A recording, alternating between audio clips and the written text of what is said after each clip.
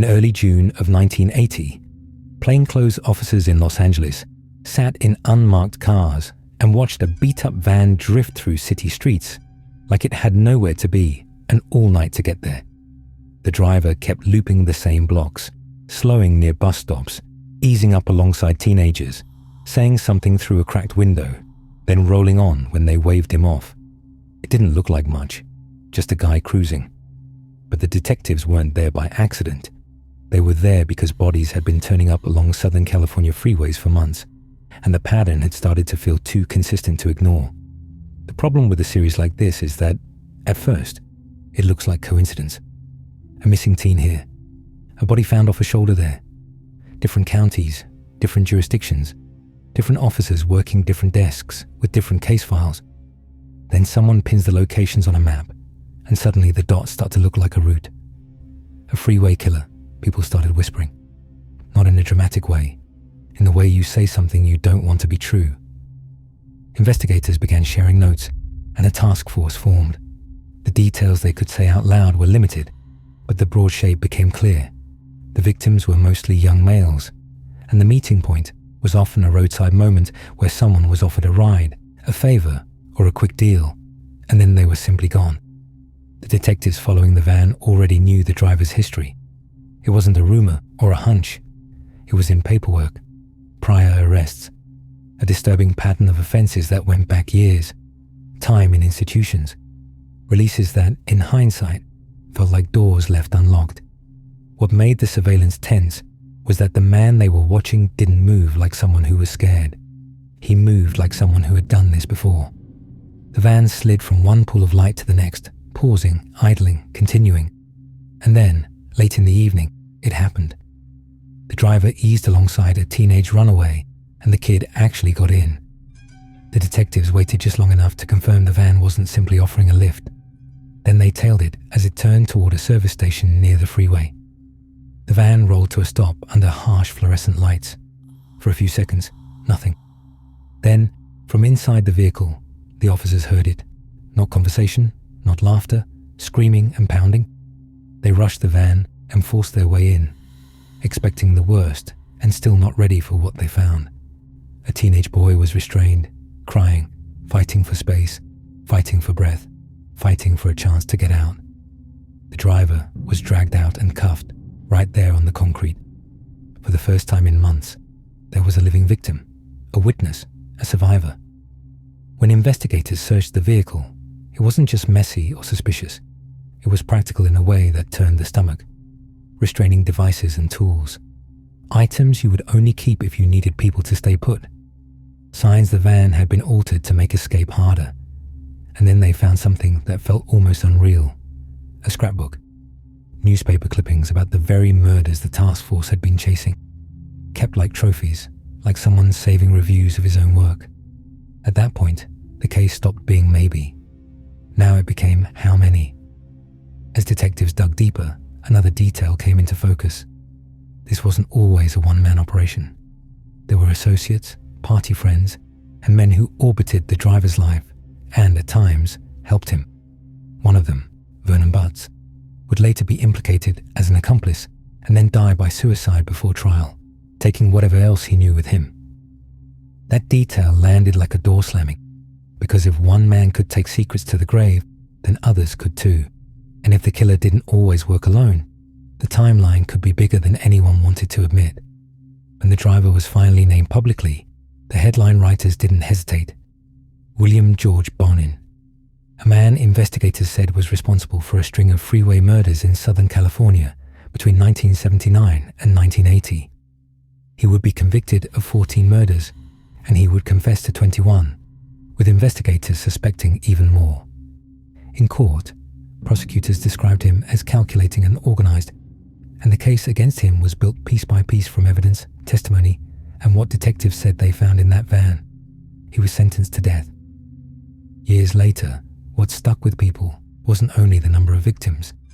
It was how ordinary the vehicle looked, how routine the stop seemed, how many times a van can pass through a city without anyone remembering it. Until the night the screaming finally cut through the noise, and the freeway, for once, gave something back.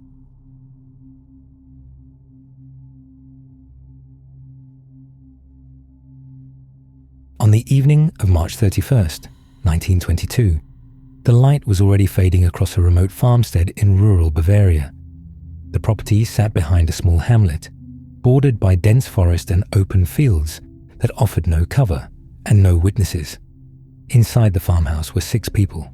By the next morning, all of them would be dead. The place was known as Hinterkaifeck, though it was not a village or even a proper address.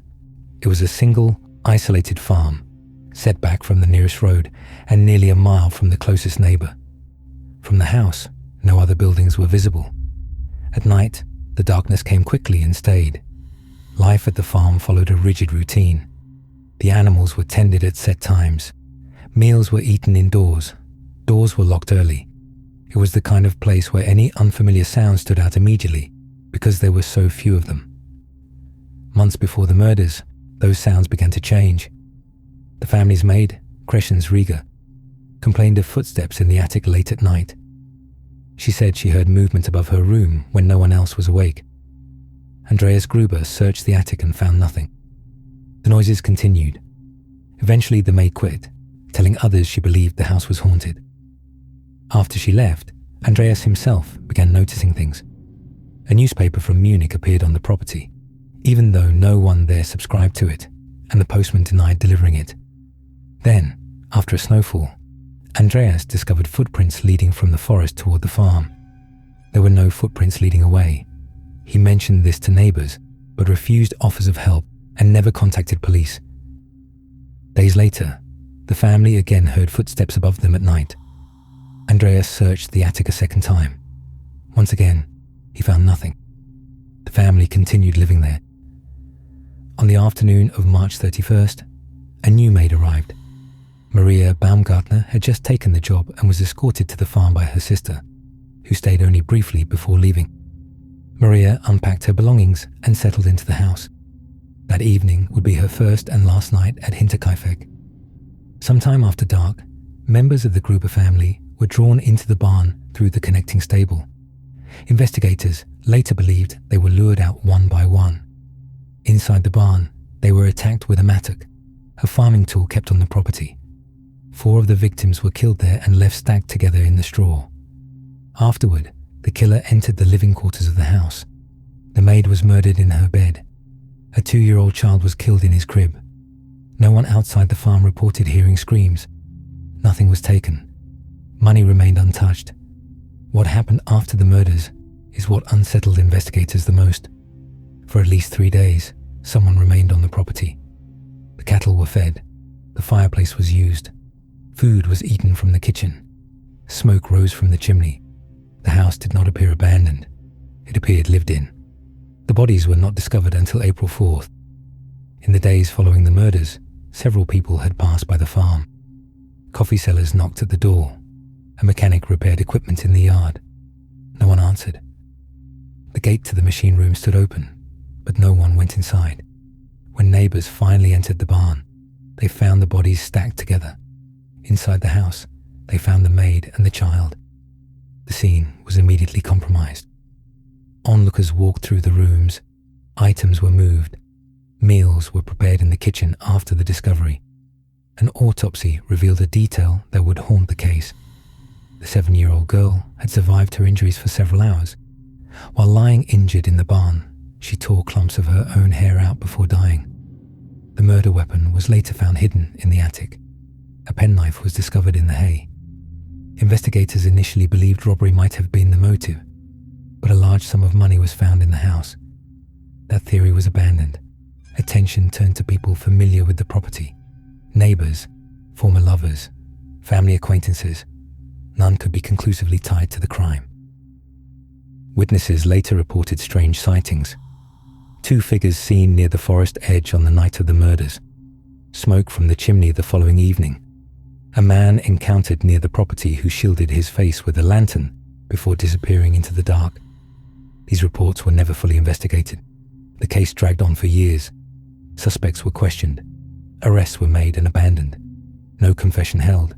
No evidence sealed the case. Eventually, the investigation slowed, then stopped. Less than a year after the murders, the farm was demolished. The buildings were torn down to erase what had happened there. Today, only a small memorial marks the spot. The case remains unsolved. What stayed with investigators was not just the violence, but the stillness that followed. The fact that someone had been close enough to listen, patient enough to wait, and comfortable enough to stay.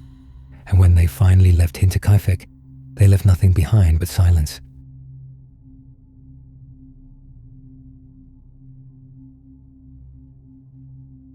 In the early hours of April 12, 1981, a small rental house sat quiet in the mountain community of Keddie.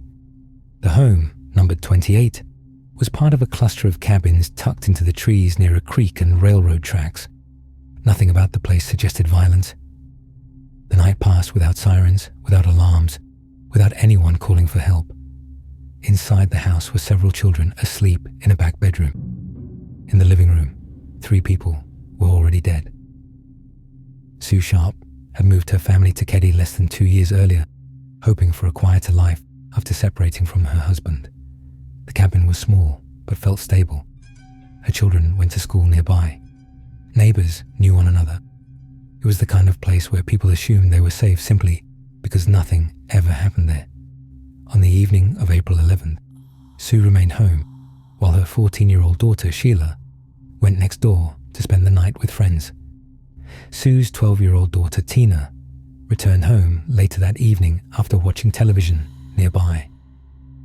Sue's 2 younger sons, Rick and Greg, were already asleep, along with their friend, Justin Smart, who often stayed over.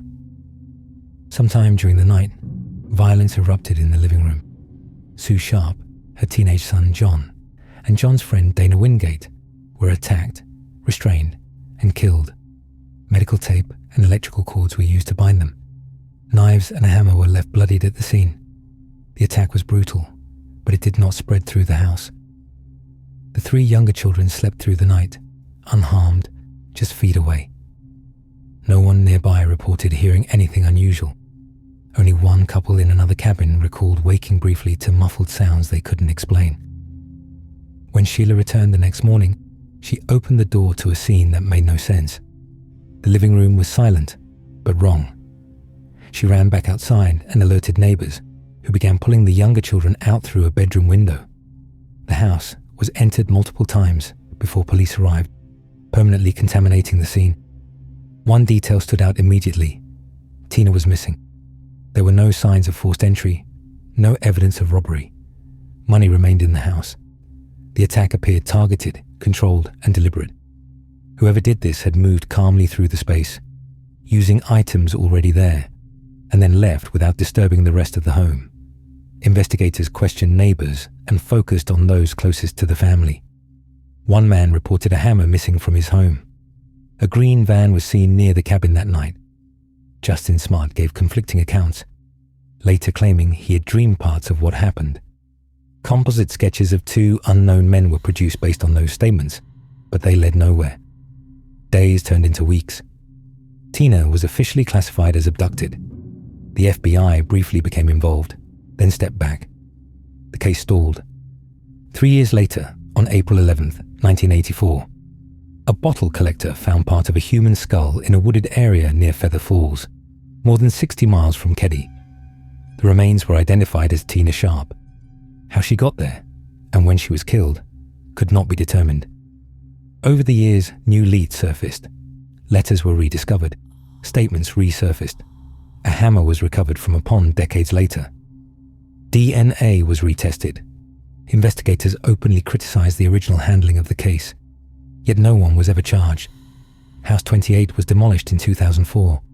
What remains is not just the brutality of the crime, but its restraint, the way it stayed contained in one room, the fact that children slept nearby, the missing girl, and the feeling that whoever did this knew exactly where they were and exactly when to leave.